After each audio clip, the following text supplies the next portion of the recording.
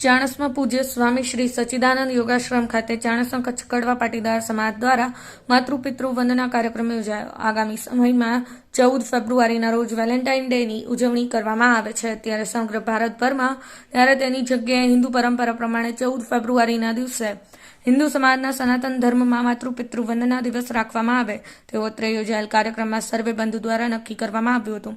ચાણસ્મા ખાતે આવેલ પાટણ રોડ પરના પૂજ્ય સ્વામી શ્રી સચ્ચિદાનંદ યોગાશ્રમની અંદર ચાણસ્મા કચ્છ કડવા પાટીદાર સમાજ દ્વારા માતૃપિતૃ વંદના કાર્યક્રમનું આયોજન કરવામાં આવ્યું હતું. જ્યાં મોટી સંખ્યામાં સમાજના આગેવાનો તેમજ બંધુઓ હાજર રહી કાર્યક્રમનો આનંદ માણ્યો હતો.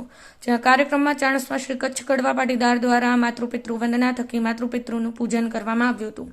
ત્યારબાદ હનુમાન દાદાની આરતી કરવામાં આવી હતી તેમજ હનુમાન ચાલીસાના હાજર બંધુઓ દ્વારા પાઠ કરવામાં આવ્યા હતા. ત્યારબાદ સમૂહ ભોજનનું આયોજન કરવામાં આવ્યું. પટેલ, પાટણ ન્યૂઝ 24, ચાણસ્મા.